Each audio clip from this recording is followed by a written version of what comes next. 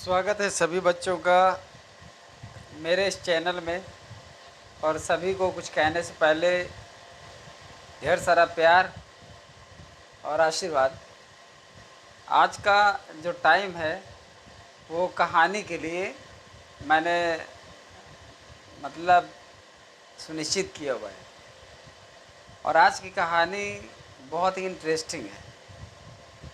तो बिना कुछ इधर उधर की बताए हुए कहानी को पूरा सुनना है पहली बात तो।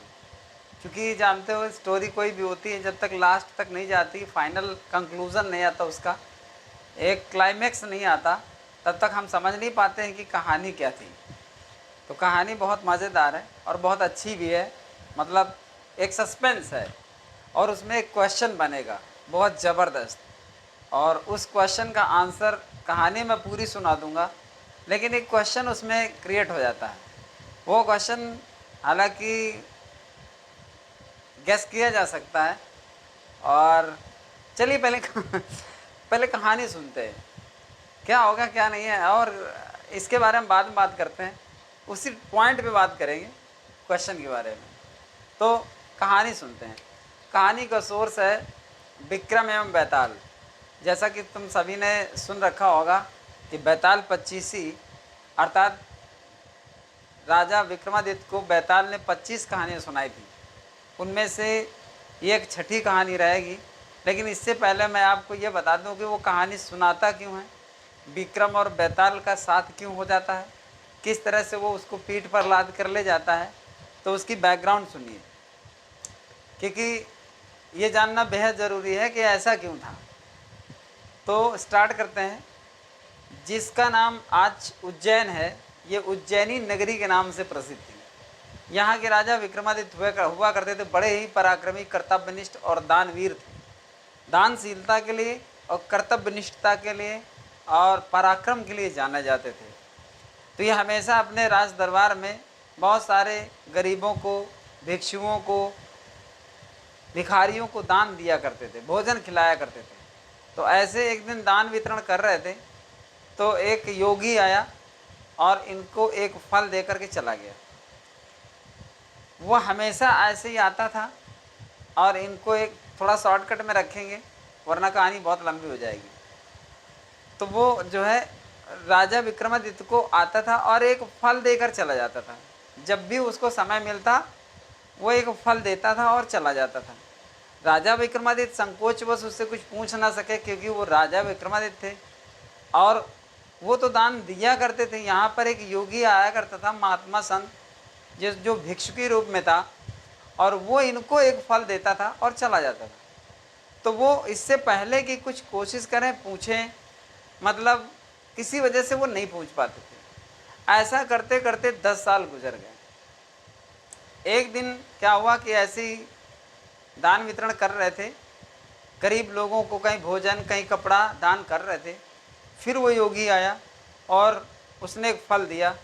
तो एक बंदर दिखाई पड़ा उनको, राजा विक्रमादित्य को, तो फल उन्होंने बंदर को दे दिया। वो बंदर कौन था? उनके सैनिक का एक पालतू बंदर था जो थोड़ी देर के लिए छूट गया था, तो वो वहीं आसपास ही था, तो उसको दिया। बंदर ने वो फल काट कर खाया, उसमें एक बहुमूल्य रत्न निकला। तो राजा विक्रमादित्य ने अपने कोषाध्यक्ष से कहा कि जो आज तक फल योगी के द्वारा दिए गए थे, मैंने आपको दिए, वो कहाँ हैं? बोले महाराज हमने उन सभी को कोषागार में रखवा दिए हैं। बोले जाइए लेकर आओ। तो जब वो गए लेने कोषाध्यक्ष, तो वहाँ पर फल तो सभी सड़गल गए थे, बल्कि उन फलों की जगह पर बहुमूल्य रत्न पड़े हुए थे। वो सब लेकर आए। तो विक्रमादित्य बड़े प्रसन्न हुए कि ये तो बहुत बड़ा दान हो गया मेरे लिए। तो उस योगी से महाराज ने पूछा विक्रमादित्य ने कि ये बताओ कि आपने ये दान मुझको क्यों दिया, ये बहुमूल्य रत्न मेरे लिए क्यों दिए? बोले हे महाराज, मुझे आपसे एक बहुत ज़रूरी काम है, और बोले कि आपके अलावा ये काम मेरा कोई कर नहीं सकता, क्योंकि इतना पराक्रमी देश में कोई है नहीं। बोले बताइए क्या काम है? बोले मैं आपको अकेले में बताऊँगा। तो महाराज को वो अकेले में ले गया। बोले अमावस्या के दिन मुझे एक मंत्र साधना करनी है, तो ऐसा करना कि जंगल में मेरा अपने एक निवास स्थान है, वहाँ पर आ जाना अमावस्या की रात को। वहीं पर मैं आपको सारा प्रकरण बताऊंगा, सारी घटना बताऊंगा। खैर वो योगी चला गया, महाराज काफ़ी परेशान हुए, ऐसा क्या काम है। दिन गुजरते गए, अमावस्या का दिन आया, महाराज विक्रमादित्य को योगी की बात याद आई, तो वो अपना घोड़ा और तलवार लेकर के उसी जंगल की ओर चल पड़े। जब उस योगी के पास पहुँचे, उसके आश्रम में, कुटिया में, बोले बताइए महाराज क्या काम है। बोले ये यहाँ से काफ़ी दूर चल कर एक महाशमशान पड़ता है, उस महाशमशान में एक वृक्ष है, विशाल वृक्ष, जिसको जो शीशम का वृक्ष है, और उस शीशम के वृक्ष में एक वैताल लटकता है। वैताल का मतलब दानव कहिए, राक्षस कहिए, प्रेत कहिए, मुर्दा लटकता है। उसको लेकर आना है, जिससे मुझे उसके मदद से मुझे मंत्र साधना करनी और मेरा मंत्र सिद्ध हो जाएगा, क्योंकि वो उस मुर्दे को कोई ला नहीं सकता। आपसे ज़्यादा वीर, साहसी और पराक्रमी कोई है नहीं, तो आपके अलावा कोई उसे ला नहीं सकता। इसलिए मैंने आपको वो बहुमूल रत्न वाले फल दिए कि कभी न कभी आप उस विषय में ज़रूर पूछोगे, और कभी न कभी ये जो मैं कर रहा हूँ उसका मुझे फल ज़रूर मिलेगा। तो आपने मेरी बात सुन ली, ये मेरे लिए बहुत बड़ी बात है। मैं इस बात से खुश हूँ कि आप मेरे कहने पर मेरे पास तक आए। तो मेरा इतना काम कर दीजिए कि उस बैताल को मेरे पास ला दीजिए, बस इतना काम है। बोले जो तुम चाहो, जैसी तुम्हारी इच्छा। महाराज अपना घोड़ा तलवार लेकर के चल पड़ते हैं। तो चलते चलते जब वहाँ पहुँचते हैं तो देखते हैं कि एक शीशम के वृक्ष से मुर्दा लटक रहा, रस्सी में बंधा हुआ। तलवार फेंक करके उसके मुर्दे की रस्सी को काट देते हैं, वो मुर्दा नीचे गिरता है, एकदम जोर से चीखता है और फिर जाकर उसी में लटक जाता है उसका असर, अपना प्रभाव। फिर उसको काटते हैं, फिर गिराते हैं, तो वो जोर जोर से हंसने लगता है। बोले तुम मुझे यहाँ से क्यों काट रहे हो। बोले तुमको मैं अपने साथ ले जाने आया हूँ। और उसको उठाया और अपने पीठ पर लाद लिया और चल पड़े। बोले राजन मैं तुम्हारे साथ तो चल रहा हूँ, लेकिन एक शर्त है कि तुम पूरे रास्ते बोलोगे नहीं। मतलब वो बैताल बोला महाराज विक्रमादित्य से कि पूरे रास्ते बोलोगे नहीं, अगर बोलोगे तो मैं तुम्हारे सर को फोड़ दूंगा और तुम्हारी हत्या कर दूंगा, यह निश्चित है। और यह सही भी था, तो बोलना नहीं। खैर कोई बात नहीं, लेकिन एक बात है, चूंकि रास्ता लंबा है इसलिए मैं तुम्हें कोई ना कोई कहानी जरूर सुनाऊंगा ताकि रास्ता कट जाए। तुम चुपचाप सुनते रहना, बोलना नहीं लेकिन ध्यान से। इसी प्रक्रिया में बैताल ने महाराज विक्रमादित्य को 25 कहानियाँ सुनाई, जिनमें से प्रस्तुत है 6वीं कहानी। अब ये कहिए कि मैंने पहली और दूसरी तीसरी ये कहानियाँ सीरियल से क्यों नहीं ली, क्योंकि ऐसा मेरा कोई टारगेट नहीं है, ऐसा मेरा कोई इरादा नहीं है कि मैं आपको 25 कहानियाँ सुनाने जा रहा हूँ। बस ये है कि थोड़ा सा एंटरटेनमेंट के लिए, समय गुजारने के लिए, कुछ अतिरिक्त करने के लिए मैंने 6वीं कहानी ली है, क्योंकि 6वीं कहानी मुझे पसंद थी, इसलिए मैंने वो ले ली। तो 6वीं कहानी शुरू होती है एक नगर से, जहाँ पर एक ब्राह्मण बेटा रहता था जिसका नाम था गंधर्वसेन। गंधर्वसेन नाम का वो ब्राह्मण बेटा अपनी कदकाठी का, रूप का और यौवन का बहुत ही सुंदर था। मतलब संभवतः उस नगर में उस ब्राह्मण पुत्र से ज़्यादा सुंदर कोई नहीं था। सारी कन्याएं उससे विवाह करना चाहती थी।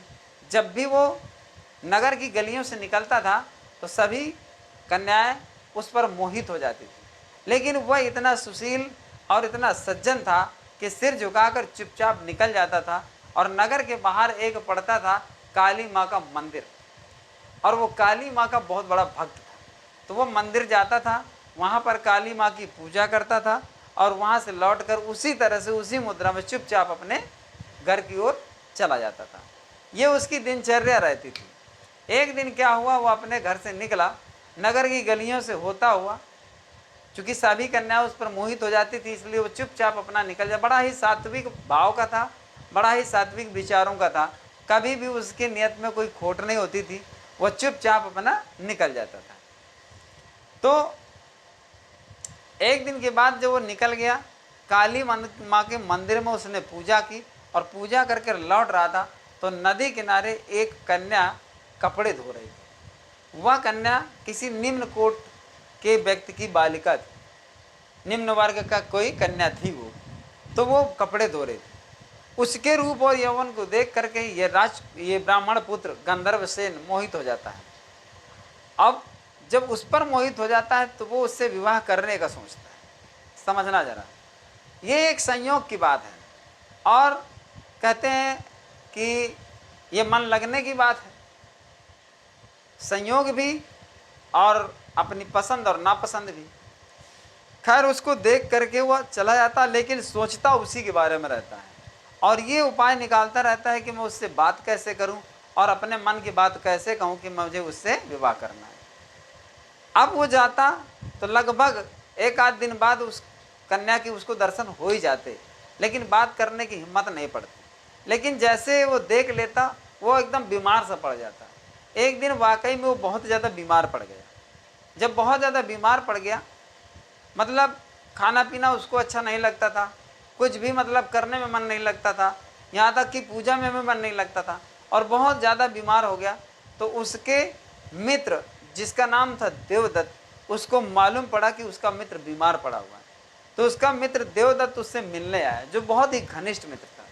बोले, मित्र क्या बात है, बहुत ज़्यादा दुखी और बीमार से हो गए, ऐसी कौन सी समस्या पड़ी जो इतने तुम बीमार पड़ गए और देखो अपनी हालत कितनी खराब कर ली है।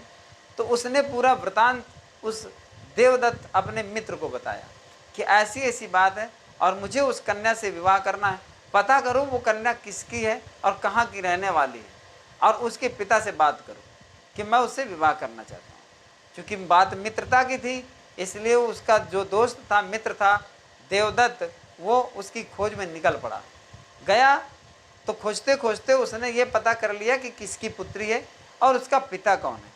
उसके पिता से बात करता है कि मेरा एक मित्र है गंधर्व सेन नाम का, जो कि एक ब्राह्मण है, वो आपकी पुत्री से विवाह करना चाहता है। तो उस पुत्री के पिता ने बहुत खोजबीन करके जब पूरा सब कुछ जान लिया कि आखिर बात क्या है और कौन है ये पुत्र और कौन है ये लड़का, क्या मेरी कन्या के लायक है, योग्य है अथवा नहीं है, जब उसने कई दिनों तक ये पता लगाया तो उसने देखा कि वह जो ब्राह्मण पुत्र है गंधर्व सेन, वह उसकी कन्या के वर के योग्य है, अर्थात उससे वह विवाह कर सकता है। इसलिए उसने देवदत्त से कह दिया कि मैं अपनी कन्या का विवाह गंधर्व सेन से करने के लिए तैयार हूँ। तो दोनों का क्या होता है, दोनों का विवाह हो जाता है। जब दोनों का विवाह हो जाता है तो दोनों खुशी खुशी अपने नगर में, अपने महल में आराम से मकान में रहने लगते हैं। रहते रहते कई दिन हो जाते हैं, 2-4-6 दिन जब हो जाते हैं तो गंधर्व सेन को एक स्वप्न आता है। स्वप्न में गंधर्व सेन की ही छाया दिखाई पड़ती है और वो छाया गंधर्व सेन से कहती है, यहाँ पर एक टॉपिक भूल गया, उसके लिए मैं क्षमा चाहता हूँ। टॉपिक चूँकि यही मेन था और ये भूलने के लिए काफ़ी मतलब प्रॉब्लम हुई मुझको कि कितना महत्वपूर्ण बिंदु भूल गया। खैर मैं ये कहूँगा कि जब वो उस कन्या को देख लेता है नदी किनारे, कई दिन जब देखता है तो एक दिन काली माँ के मंदिर में पूजा करते समय वह ये मतलब जो है शपथ लेता है कि यदि मेरा विवाह इस कन्या से हो जाएगा तो मैं देवी माँ के सामने अपना सिर काट कर चढ़ा दूंगा। ये वह वचनबद्ध हो जाता है काली माता के सामने। इसके बाद जो प्रक्रिया हुई वह सब उसी तरह है। तो ये बीच में इस पॉइंट को जरा जोड़ना है, बस दिमाग से बात निकल गई, अब याद आई। खैर कोई बात नहीं, आराम से ऐड किया जा सकता है, किसी न किसी तरह उसको समझा जा सकता है। तो काली माँ के मंदिर के सामने उसने ये प्रतिज्ञा की थी कि अगर इस कन्या से, जो वो कपड़े धो रही थी, अगर विवाह मेरा हो गया तो मैं अपना सिर काट करके काली माता के मंदिर में चढ़ा दूँ। तो अब बाकी की प्रक्रिया पूरी हो गई, विवाह हो गया। तो अब ये प्रतिज्ञा अपनी भूल गया था। 5-6 दिन के बाद स्वप्न में उसकी छाया दिखाई पड़ती है और वो छाया गंधर्व सेन की छाया गंधर्व सेन से कहती है कि तुम्हें कुछ याद नहीं है कि तुमने काली माता के सामने क्या प्रतिज्ञा की थी। तुमने ये कहा था कि अगर इस कन्या से तुम्हारा विवाह हो गया तो तुम अपना सिर काट करके काली माता के मंदिर में चढ़ाओगे। खैर अब जब सुबह हुई तो उसको वो स्वप्न याद था, इसलिए उसने अपने मित्र को बुलाया और मित्र को बुला करके उसने कहा कि मित्र, कल मैं और तुम और मेरी पत्नी कल तीनों लोग मंदिर में पूजा करने के लिए चलेंगे। देवदत्त ने सोचा कि ये तो बहुत अच्छी बात है। उसने सोचा मेरा मित्र मंदिर पूजा करने जाएगा, मुझे चलने में कोई हर्ज नहीं, लेकिन उसने वो बात नहीं बताई कि मेरी प्रतिज्ञा क्या है। खैर अगले दिन तीनों मंदिर पहुंचे। जब तीनों मंदिर पहुंचते हैं तो गंधर्वसेन देवदत्त से कहता है, देवव्रत से, कि तुम यहाँ पर मेरी पत्नी की देखभाल करना, बाहर सुरक्षा के लिए यहीं पर रहो, मैं मंदिर में पूजा करने के लिए जाता हूँ। बोले मित्र बहुत अच्छी बात, मैं तुम्हारी पत्नी की पूरी जिम्मेदारी से यहीं पर सुरक्षा करूँगा और आप निश्चिंत होकर के पूजा करके आ जाइए। गंधर्वसेन अपना अंदर गया, काली माँ की पूजा की, और पूजा करने के बाद उसने अपनी तलवार निकाली और अपना गर्दन धड़ से अलग करके शीशा अर्पित कर दिया और वहीं पर ढेर हो गया। इसके बाद काफ़ी देर हुई। देवव्रत ने सोचा, उसकी पत्नी ने सोचा, ऐसी क्या बात है जो अभी मंदिर से पूजा करके निकले नहीं। देवव्रत ने सोचा कि भाभी आप यहीं पर ठहरिए, मैं अंदर जाकर देखता हूँ। देवव्रत जब गया और मूर्ति के सामने जब पहुंचा तो गंधर्वसेन का सिर धड़ से अलग पड़ा हुआ था और मृत पड़ा था। देवव्रत ने यह सोचा कि अगर किसी को यह पता चल गया कि इसकी मृत्यु हो गई और मैं वहीं पर था, तो कोई भी ये नहीं कहेगा कि हत्या मैंने नहीं की। सब यही सोचेंगे कि उसकी पत्नी को कब्जाने के लिए, हड़पने के लिए इसने अपनी मित्र की हत्या कर दी। और निश्चित तौर पर यही समझा भी जाता, क्योंकि ज़माने की कुछ रीत इसी प्रकार की होती है कि शायद इसके नियत में कुछ खोट आया होगा और इसने अपने मित्र को मार दिया। तो इस पाप से बचने के लिए, इस अपयश से बचने के लिए उसने गंधर्वसेन की तलवार उठाई और उसने अपना सिर धड़ से अलग कर दिया कि अब इसके अलावा मेरे पास कोई रास्ता नहीं। तो उसने भी अपना सिर धड़ से अलग किया और वहीं पर ढेर हो गए, दोनों मर गए। इस समय चूंकि जब देवव्रत बाहर नहीं निकला, उसका पति भी नहीं निकला, तो इधर जो वो कन्या थी, उसकी पत्नी थी, काफ़ी व्याकुल होने लगी, परेशान होने लगी, बहुत ज़्यादा चिंतित हो गई कि क्या बात है, ना मेरे पति लौट कर आए, ना मेरे पति के मित्र लौट कर आए, काफ़ी देर हो गई। तो उसने सोचा चलो मैं ही चल कर देखती हूँ। तो वो अंदर गई तो दृश्य जो था उससे वो बहुत ज़्यादा डर गई और आश्चर्यचकित रह गई कि ये सब क्या हो गया, यहाँ अंदर ये हो रहा, मैं बाहर बैठी। अब उसने सोचा कि हर आदमी यही सोचेगा कि मैंने अपने स्वार्थ के लिए या अन्य किसी लालच के लिए या मान लीजिए किसी और अपलोक के तहत मैंने जो है इन दोनों का कत्ल कर दिया। सब लोग यही सोचेंगे कि इसने अपने पति और अपने पति के मित्र की हत्या कर दी, जरूर ये कुलटा और कुलच्छिन नारी है, इसलिए मुझे इस अपयश से बचना है, तो मुझको भी अपनी हत्या कर लेनी चाहिए। अब वो रहस्य किसी को नहीं पता कि ये क्यों होता चला जा रहा। तो उसने अपनी तलवार उठाई और जैसे मारने को किया वैसे माँ काली प्रकट हो, बोले कन्या ठहरो, अब तुम ये ना करो, तुम्हें ये करने की जरूरत नहीं, ये जो बलि चढ़ाई गई इतनी काफी। माता ने समझा कि मेरे लिए बलि चढ़ाई जा रही है, लेकिन उनकी जो सोच थी वो कुछ अलग थी। तब माँ ने कहा कि जो वरदान मांगना हो तुम्हें मांग लो। तो उस जो पत्नी थी उसकी भार्या, उसने कहा कि माता जी हाथ जोड़कर आपसे विनती यही है कि इन दोनों नवयुवकों को आप जीवित कर दीजिए। माँ ने कहा तथास्तु, लेकिन तुम्हें एक काम करना पड़ेगा, इन दोनों के सिर इनके धड़ से जोड़ना पड़ेगा, और जैसे इनके सिर धड़ से जोड़ोगी वैसे जीवित होकर के बैठ जाएंगे। तो उसने कहा कि जो आज्ञा मार। अब बस ऐसा करने में क्या किया कि गलती से देवव्रत के धड़ से गंधर्वसेन का सर जोड़ दिया और गंधर्वसेन के धड़ से देवव्रत का सिर जोड़ दिया। मतलब ये था कि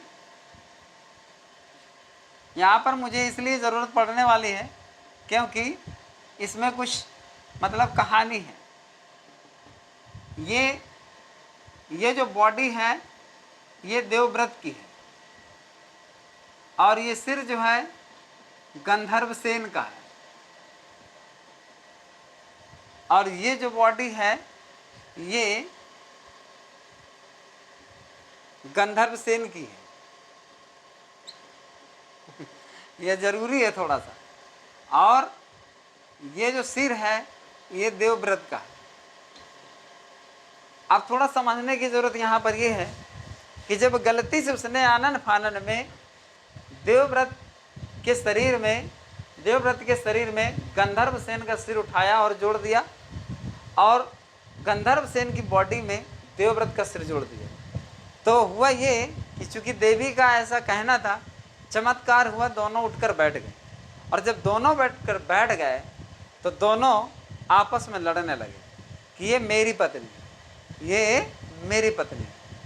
दोनों में से यहाँ पर समझ में नहीं आ रहा कि पत्नी किसकी है। शरीर गंधर्व सेन का और सिर देवव्रत का, शरीर देवव्रत का और सिर्फ गंधर्व सेन का। अब यहाँ पर बात यह है कि यह बात राजा विक्रमादित्य को पता थी, तो विक्रम बेताल राजा से पूछता है कि तुम बताओ विक्रमादित्य कि वह अब पत्नी किसकी है। हालांकि विक्रमादित्य ने जवाब दिया, तो जवाब चूंकि विक्रमादित्य ने दिया इसलिए देना था, क्योंकि अगर नहीं बोलता, ठीक है ना, तो यही होता कि तुमको पता है और तुम जवाब नहीं दे पा रहे हो। चूंकि गंधर्व राजा विक्रमादित्य ज्ञान के लिए भी जाने जाते थे और अपने न्याय के लिए भी जाने जाते थे, और ऐसा आदमी जिसको उत्तर पता हो वो उत्तर ना दे, ऐसा संभव नहीं है।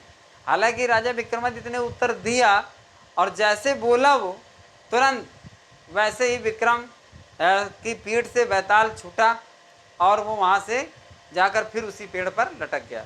तो हर बार राजा विक्रमादित्य को इस तरह फंसा देता था कि उसको बोलना पड़ता था, और वो हर बार उसको छोड़ करके कि अगर बोलोगे तो मैं पुनः उसी दरख्त में जाकर लटक जाऊंगा, तो अगर नहीं बोलोगे, जवाब नहीं दोगे तो मैं सिर फोड़ दूंगा।